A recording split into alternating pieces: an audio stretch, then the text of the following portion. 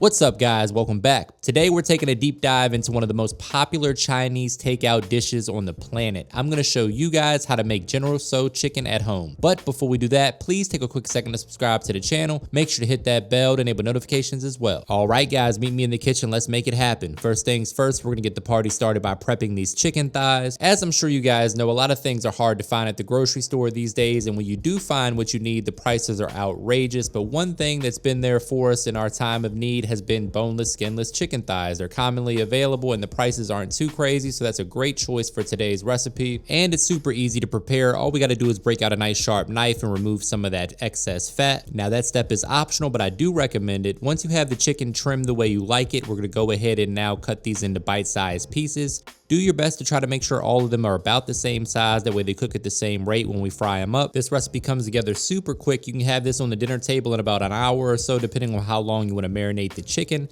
Now, speaking of the chicken marinade, it's time to break out a mixing bowl. We're going to go ahead and add the chicken into the mixing bowl. To that chicken, we're going to add 1 teaspoon each of ginger and garlic paste, followed by 1 tablespoon of low sodium soy sauce. I like to use the low sodium variety. That way we can control the sodium in the recipe.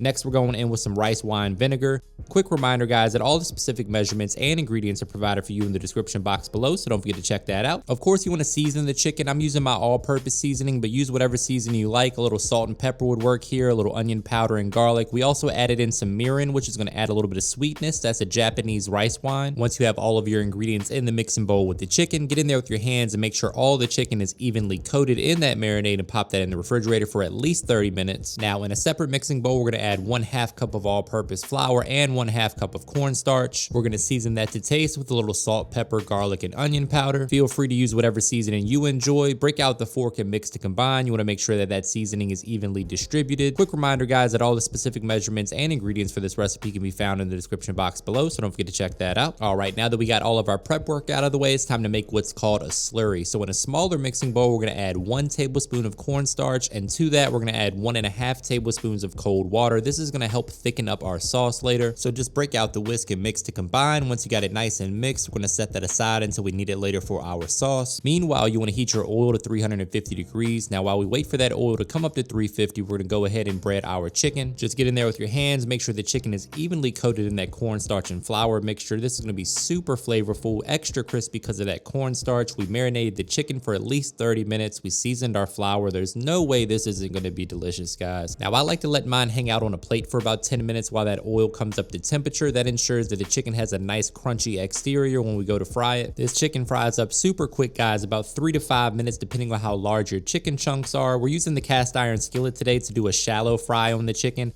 That's actually going to result in a little bit darker piece of chicken, so don't be alarmed if you use the shallow fry method. You could use the deep fryer as well if you want to. Whatever you have at your house is just fine. You want to move them around, flip them occasionally if you're shallow frying, just to make sure they're cooking evenly. Chicken is safe to eat once it reaches an internal temperature of 165 degrees, but personally I find that dark meat tastes better at 175 degrees, so that's what we're going for here today. We're looking for a nice golden brown color and 175 degrees internal temperature. That chicken is absolutely beautiful. We're going to remove it when it's done and place it on a wire rack to allow it to drain. You can also pop it in a 200-degree oven if you need to keep it warm while you make your sauce. That's a great best practice as well. Oh man, that chicken's looking beautiful. I'd eat it just like that, but we have a delicious General Tso's chicken sauce to make, and we're going to break out the wok for that.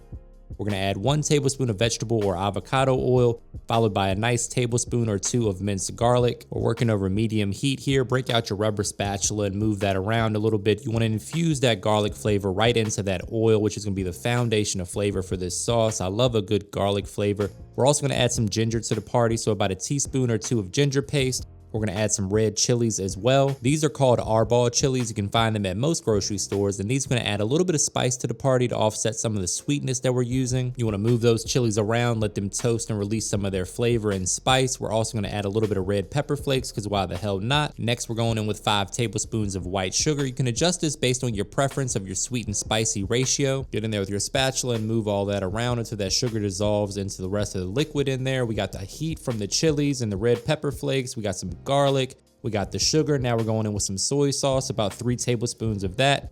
I like to use the low sodium variety. Next, we're going in with 1.5 tablespoons of white vinegar.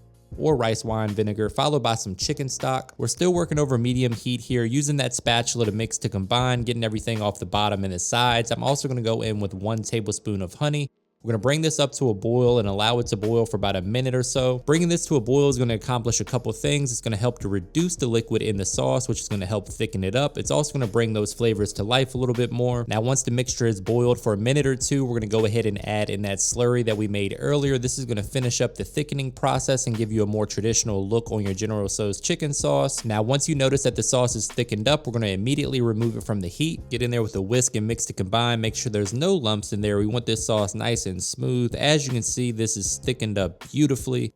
That looks like a more traditional sauce on our General Tso's chicken. We got a little extra garlic in there because I like garlic, but it's all up to you how much garlic you want to use.